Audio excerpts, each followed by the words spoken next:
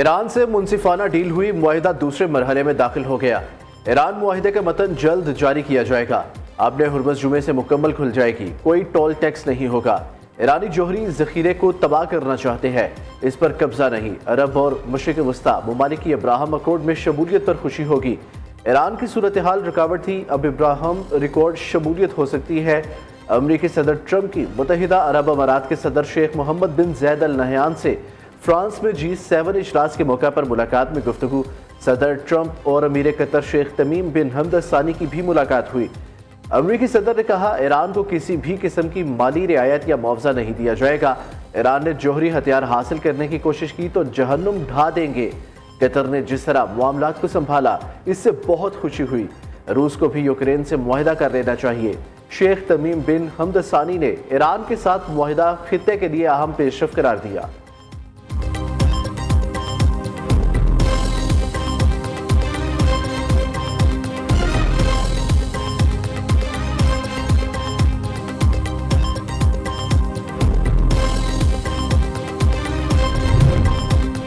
جوہری معائنہ کاروں کو ایران میں داخلے کی اجازت ہوگی۔ افزودہ یورینیم معاہدے کے بنیادی نکات میں سب سے اہم ہے، افزودہ یورینیم ختم کرنے میں مدد کریں گے۔ امریکی نائب صدر JD وینس کہتے ہیں، ایران اپنے ہرمز کی کوئی فیس نہیں لے گا، حتمی معاہدے کے لیے 60 دن مذاکرات کریں گے۔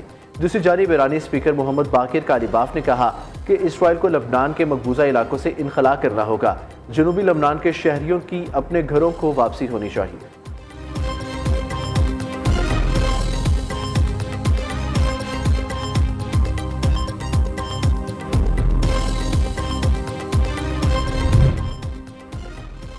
ایران کی اسرائیل کو سخت رد عمل کی آخری وارننگ۔ لبنان میں جنگ بندی کی مسلسل خلاف ورزیوں پر ایرانی فوج کے خاتم الانبیاء ہیڈ کوارٹرز نے اسرائیل کو شدید ترین وارننگ جاری کر دی ہے۔ ایرانی عسکری حکام کا کہنا ہے کہ اسرائیل نے گزشتہ 2 روز کے دوران 48 مرتبہ جنگ بندی کے معاہدے کی خلاف ورزی کی ہے۔ اگر اسرائیلی فوج نے جنوبی لبنان میں معصوم شہریوں کو نشانہ بنانا اور اپنے حملے فوری بند نہ کیے تو اسے ایرانی مسلح افواج کی جانب سے انتہائی ہولناک اور سخت فوجی ردی عمل کا سامنا کرنا پڑے گا۔ ایرانی وزیر خارجہ عباس عراقچی نے کہا کہ امریکہ اور ایران کے درمیان مفاہمتی یادداشت کے دستخط کے دن ہی مذاکرات ہوں گے۔ پہلے مرحلے کے بعد حتمی ڈیل کے لیے 60 روز میں مذاکرات ہوں گے۔ امریکہ سے آئندہ مذاکرات 2 مراحل پر مشتمل ہوں گے۔ پہلے مرحلے میں آبِ ہرمز ناکہ بندی پر بات ہوگی، دوسرے مرحلے میں جوہری پروگرام پابندیوں پر بات ہوگی۔ لبنان پر اسرائیلی حملے پر معاہدہ خطرے میں پڑ جائے گا۔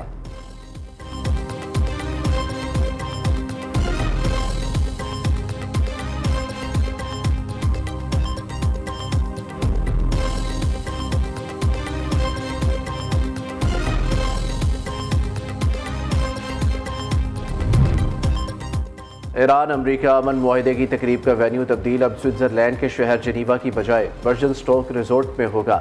پاکستان کی میزبانی میں 19 جون کو ایران امریکہ مفاہمتی یادداشت پر دستخط ہوں گے۔ وزیر اعظم شہباز شریف جمعرات کو سوئٹزرلینڈ روانہ ہوں گے۔ فیلڈ مارشل سید عاصم منیر، نائب وزیر اعظم اسحاق ڈار اور وفاقی وزراء بھی وزیر اعظم کے ساتھ ہوں گے۔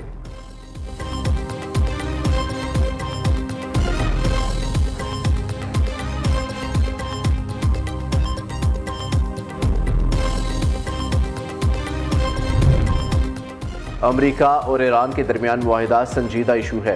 جنگ بندی اور معاہدے کو سبوتاژ کرنے کے لیے اب بھی تحریب کاری ہو رہی ہے۔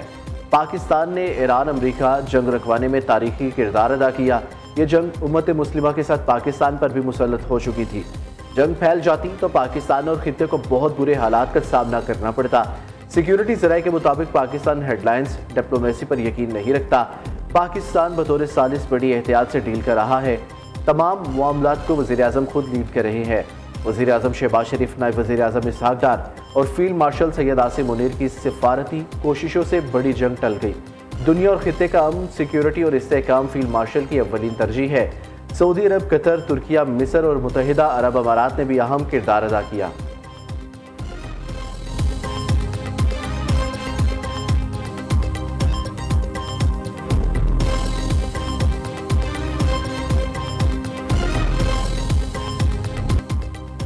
پنجاب کا 5,903 ارب 46 کروڑ روپے کا ٹیکس فری بجٹ پہ سرکاری ملازمین کی تنخواہوں میں 7، پینشن میں 3.5% اضافہ۔ وزیر خزانہ مجتبیٰ شجاع الرحمان نے آئندہ مالی سال کا بجٹ پیش کیا۔ صوبے کا ترقیاتی بجٹ 1450 سے کم کر کے 752 ارب کر دیا گیا۔ ٹریفک چلان اور ڈرائیونگ لائسنس کی مد میں 45 ارب کا ہدف مقرر۔ تعلیم کے لیے 750 ارب، صحت کے لیے 562 کروڑ مختص کرنے کی تجویز۔ لیپ ٹاپ پروگرام کے لیے 27 ارب روپے کی خطیر رقم رکھی گئی۔ کسانوں اور ٹیکسٹائل سیکٹر کے لیے کاٹن فیس مکمل طور پر ختم۔ Nawaz Sharif institute of cancer treatment کے لیے 20 ارب روپے تجویز۔ مریم نواز اسپورٹ سٹی لاہور کے لیے 50 ارب روپے رکھے گئے۔ خواتین کے لیے مختص بجٹ میں 9.2% اضافے کی سفارش کی گئی۔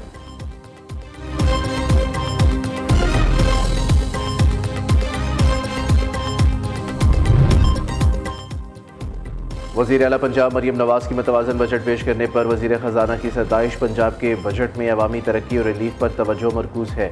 بجٹ میں کوشش کی عوام پر کم سے کم بوجھ ڈالے۔ وزیر اعلیٰ مریم نواز نے کہا، وفاق کو پنجاب نے سب سے زیادہ شیئر دیا، یہ امید کا بجٹ ہے، عوام کو اپنے ہی وسائل سے ریلیف دیں گے، گزشتہ برسوں کی طرح عوام کی امنگوں پر پورا اتریں گے۔ اللہ تعالیٰ سے دعا ہے صدق کے دل سے پنجاب کے عوام کی خدمت کی توفیق دے۔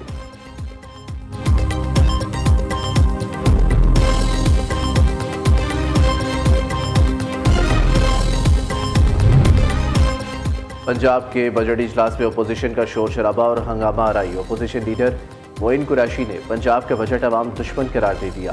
معین قریشی نے میڈیا سے گفتگو میں کہا، بجٹ صرف الفاظ کا گورکھ دھندا ہے، سیاسی استحکام کی بنا معیشت کا پہیہ نہیں چل سکتا۔ آج کے بجٹ میں پھر حکومت میں قابلیت کی کمی محسوس ہوئی۔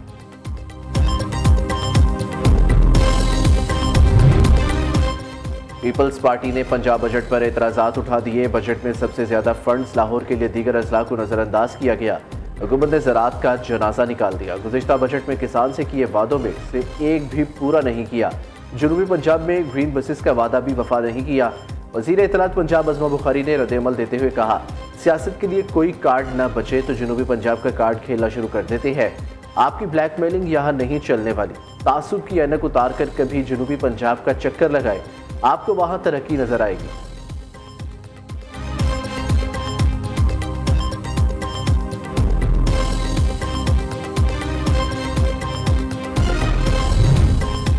پنجاب کے سرکاری ملازمین نے تنخواہوں میں 7 پینشن میں 3.5% اضافہ مسترد کر دیا۔ لاہور میں سرکاری ملازمین کا تنخواہوں اور پینشن میں مزید اضافے کے لیے احتجاج۔ مظاہرین کا کہنا ہے، حکومت مسلسل ملازمین کا معاشی استحصال کر رہی ہے۔ مرکزی مسلم لیگ لاہور اور ملی لیبر فیڈریشن کا بھی پنجاب اسمبلی کے باہر مظاہرہ۔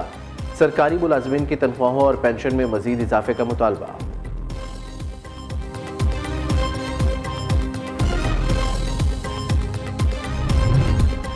سندھ کا نئے مالی سال کا 4000 ارب سے زائد کا بجٹ آج پیش کیا جائے گا۔ وزیر اعلیٰ مراد علی شاہ کی ٹیکس نیٹ میں توسیع کی ہدایت۔ کہا، محصولات کے حصول کے لیے جدید ٹیکنالوجی کا استعمال کیا جائے۔ متعلقہ ادارے ٹیکس وصولی کے لیے مربوط حکمت عملی بنائے۔ دوسری جانب بلوچستان کا 1100 ارب سے زائد کا بجٹ بھی آج پیش کیا جائے گا۔ ذرائع کے مطابق غیر ترقیاتی اخراجات 700 ارب روپے سے بڑھ سکتے ہیں۔ تعلیم کے لیے 160 ارب، صحت کے لیے 85 ارب، امن و امان کے لیے 100 ارب روپے رکھنے کی تجویز ہے۔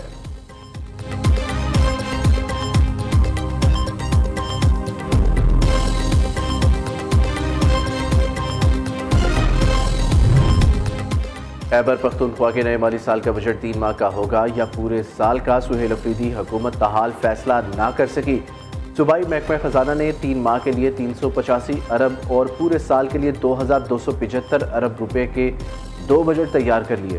General secretary P T I Salman Akram Raja نے دعویٰ کیا، خیبر پختونخوا حکومت آئین کے آرٹیکل 125 کے تحت صرف 3 ماہ کا بجٹ منظور کرے گی۔ بجٹ سے متعلق وزیر اعلیٰ خیبر پختونخوا سہیل افریدی سے بات ہو چکی۔ حتمی بجٹ بانی پی ٹی آئی سے ملاقات کے بعد پیش کیا جائے گا۔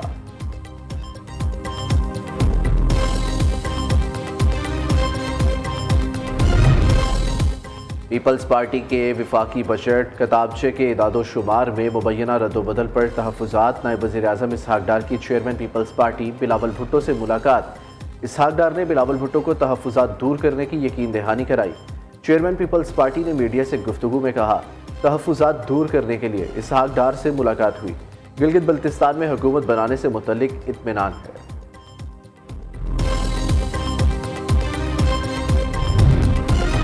گلگت بلتستان الیکشن میں کامیاب 4 آزاد ارکان استحکام پاکستان پارٹی میں شامل۔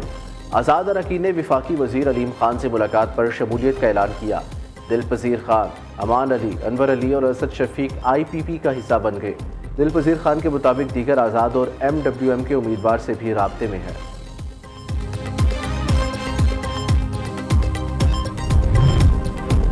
کالعدم جوائنٹ ایکشن عوامی کمیٹی کا اصل چہرہ بے نقاب۔ راولاکوٹ میں بیرونی امام پر شرپسندوں کی سیکیورٹی اہلکاروں پر فائرنگ کی ویڈیو منظر عام پر آ گئی۔ دوسری جانب سیکیورٹی حکام کے مطابق بھارتی قیادت پاکستان فوبیا میں مبتلا ہے۔ کشمیر کا کوئی فوجی یا سیاسی حل بھارت کے پاس نہیں۔ آزاد کشمیر میں حالیہ واقعات میں بھارت ملوث، واضح شواہد موجود ہے۔ نام نہاد ایکشن کمیٹی بدتدریج عوام کے سامنے بے نقاب ہو رہی ہے۔ مہاجرین کی 12 سیٹیں آئین اور کشمیریوں کے حق خود ارادیت سے منسلک ہے۔ بلوچستان یکجہتی موومنٹ BLA کی ذیلی پروکسی ہے۔ سانحہ نومئی پوری قوم کا مسئلہ ہے اور قانون سے کوئی بالا تر نہیں۔